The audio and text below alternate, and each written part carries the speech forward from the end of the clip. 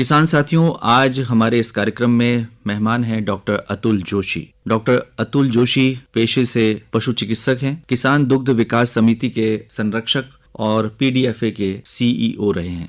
Doctor Atul Joshi, कार्यक्रम में आपका बहुत बहुत स्वागत है। धन्यवाद। नस्ल सुधार ये एक उपहार है प्रकृति का, और ये धीरे धीरे प्राकृतिक रूप से होता रहा है, लेकिन विज्ञान के नए चमत्कारों में हम नस्ल सुधार कर सकते हैं नई तकनीकों का प्रयोग करके, और वो आर्टिफिशियली हम कर सकते हैं। हम ये बात अच्छी तरह से जानते हैं। स्वदेशी गोवंश का यदि नस्ल सुधार हो तो ये एक बहुत ही अच्छा कदम हो सकता है, और इस पे प्रयास लगातार किए जा रहे हैं। भारत सरकार ने भी एक वृहद तैयारी की है राष्ट्रीय गोकुल मिशन के रूप में, और ये राष्ट्रीय गोकुल जो मिशन है ये निश्चित तौर पर किसानों की जो आय है उसको बढ़ाने में मददगार साबित हो रहा है, और हम उम्मीद करते हैं कि जब ये पूरी तरह से लागू हो जाएगा इसके परिणाम बहुत ही सार्थक होंगे। डॉक्टर अतुल जोशी, हमारे श्रोताओं को बताएं कि दरअसल ये राष्ट्रीय गोकुल मिशन क्या है।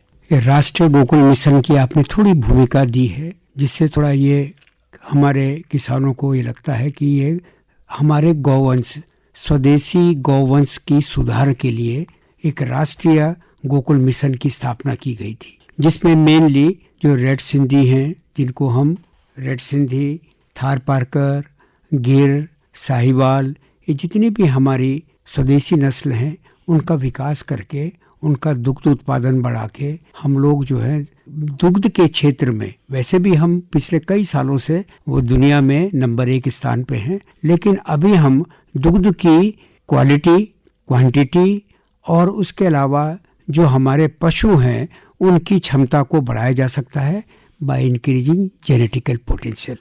ये एक ऐसा मिशन के तहत हमने सिलेक्शन तरीके से जो स्वदेशी पशु हैं जो कम देते थे उनको धीरे धीरे आज हमने अपने स्वदेशी गौवंश को काफ़ी हद तक उस स्टेज पे लिया है कि पशुपालक के लिए इसका उत्पादन एक आर्थिक दृष्टि से बहुत महत्वपूर्ण हो गया है। जी, तो मुख्य उद्देश्य हम कह सकते हैं कि स्वदेशी गोवंश का सुधार करना, नस्ल सुधार और उत्पादकता बढ़ाकर जो किसानों की आय है उसको दोगुना करना।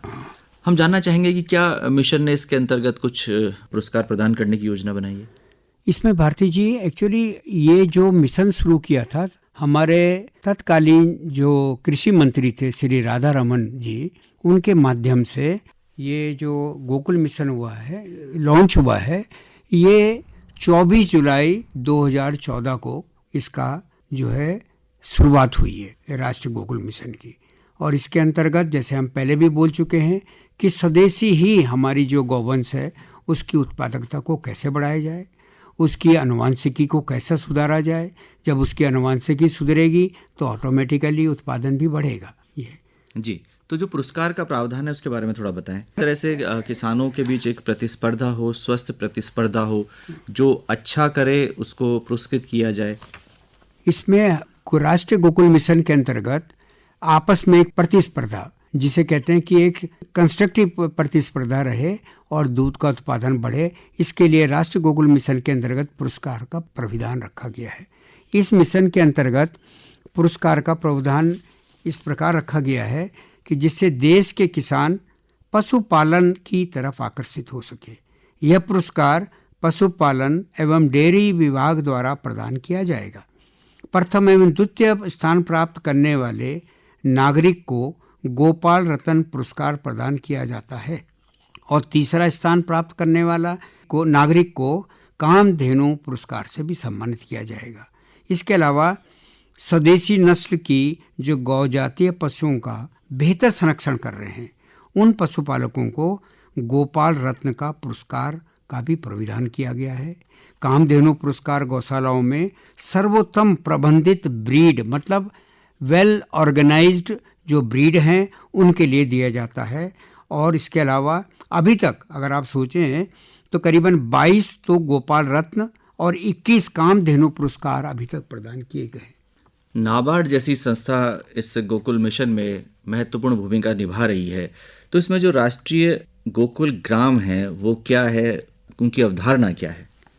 एक्चुअली गोकुल ग्राम अगर आप देखें ये नाबार्ड ने गोकुल ग्राम का एक आइडिया दिया है कि अगर हम 1000 पशुओं को एक गांव में एक क्लस्टर की तरह और एक संचालित रूप में अगर हम उसको वहाँ पे एक डेयरी उद्योग लगाना चाहे शुरू करना चाहते हैं, तो उसके लिए पशुपालन विभाग से, डेयरी उद्योग से हम लोगों को वहाँ पे एक डिस्पेंसरी पशु चिकित्सालय भी दिया जाएगा, कृत्रिम गर्भाधान सेंटर की व्यवस्था की जाएगी। साथ में गोकुल ग्राम में रहने वाले पशुओं को दूध की प्राप्ति जो होगी, उसके साथ ही गोबर के जैविक खाद का निर्माण करने के लिए गवर्नमेंट बहुत सहूलियतें दे रही है। और इसी योजना के माध्यम से जो भी हमारे उनके लिए चारा की व्यवस्था की जाएगी, यहाँ तक कि आवास की व्यवस्था के लिए भी नाबार्ड के माध्यम से इसमें ऋण दिया जा रहा है। अब जानना चाहेंगे कि क्या राष्ट्रीय गोकुल मिशन के माध्यम से किसानों को कुछ वित्तीय सहायता भी प्रदान की जाती है? जब ये शुरू किया था 2014 में, तो करीबन 2025 करोड़ का प्रावधान किया गया था, और जिसमें करीबन 18,000 करोड़ 19 तक इन्होंने इसका लक्ष्य भी प्राप्त की है। 19 और 20 में 725 करोड़ रुपए का प्रावधान और किया गया, और इसके साथ ही जो शुरू में 1842 करोड़ रुपए की राशि खर्च भी की जा चुकी थी। इस योजना से देश के सभी राज्यों में संचालित हो रही है। ये नहीं है कि कोई पर्टिकुलर स्टेट में ही हो, ये करीब करीब पूरे भारतवर्ष में इसका संचालन हो रहा है। अब हम बात करते हैं कि राष्ट्रीय गोकुल मिशन की जो पात्रता है, कौन किसान साथी ऐसे हैं जो इसका लाभ उठा सकते हैं? इसके लिए एक भारत का नागरिक होना चाहिए। इस योजना का लाभ प्राप्त करने के उद्देश्य से उसकी मिनिमम आयु 18 वर्ष से अधिक हो। इसके साथ ही छोटे किसान, बड़े किसानों के लिए नहीं, ये छोटे जो पशुपालक हैं उनके लिए ये योजना लाई गई है। लेकिन इसमें एक कंडीशन ये रखी गई है कि जो सरकारी या पेंशन प्राप्त पशुपालक अगर होंगे वो इसके लिए अपात्र हैं। जी, अब इसके लिए यदि इस योजना का लाभ आप उठाना चाहते हैं तो महत्वपूर्ण जो दस्तावेज हैं वो क्या हैं? कौन से पेपर्स आपके पास होने चाहिए? इसमें कोई ज़रा पेचीदा हम लोगों के कागज नहीं मांगे हैं। इसके लिए महत्वपूर्ण जो दस्तावेज मांगे हैं, निवास प्रमाण पत्र हो, जिससे कि डोमिसिलरी पता लगे कि भारत का निवासी है, फलाने राज्य का है, उस जिले का है, आधार कार्ड, साथ में आयु का प्रमाण पत्र और आय प्रमाण पत्र, ये बहुत आवश्यक है कि उसकी और आय क्या है। दूसरे अलावा पासपोर्ट साइज के फोटोग्राफ, उनके मोबाइल नंबर और ईमेल आईडी आदि इसके लिए चाहिए। अब जानना चाहते हैं कि इसके आवेदन की जो प्रक्रिया है वो क्या है? ये एक बिल्कुल फ्री, जिसे कहते हैं, आप पशुपालन विभाग से या डेयरी विभाग से हमारे जो फॉर्म है वो आप ले सकते हैं, और इवन आप लोग डाउनलोड भी कर सकते हैं। इसकी ऑलरेडी वेबसाइट दी गई है। आप इसके सर्वप्रथम आप डेयरी विभाग में जाके इसका आवेदन पत्र प्राप्त कर सकते हैं। जी, तो अंत में हमारे किसान साथियों से आप क्या कहना चाहेंगे कि इस योजना का लाभ वो किस तरह उठा सकते हैं?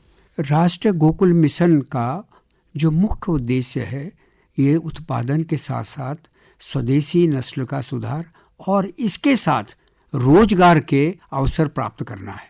आप देखिएगा कि हमारे नवयुवक कई जगह, मैं आपको एक उदाहरण देता हूँ कि पहले हम धारी गांव है पुरोला के पास बड़कोट गांव में, और वहाँ पे एक छोटा सा गांव था तिया, वहाँ गए, वहाँ मुश्किल से 10 लीटर दूध का वो कर नहीं पाते थे।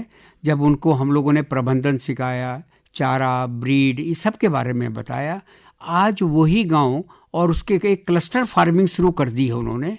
अभी पिछले दिनों वो हमारे माननीय मंत्री जी श्री सौरभ बहुगुणा जी से भी मिलने आए, और आज वहाँ 150 करीब किलो, 1.5 से 2 क्विंटल दूध हो रहा है, और इसका श्रेय वहाँ के पशुपालकों को जाता है, जिन्होंने कि नई नीति और सरकारी नीति, उसके अलावा टेक्निकली उनको समझा और उसके हिसाब से डेयरी को आगे बढ़ाया।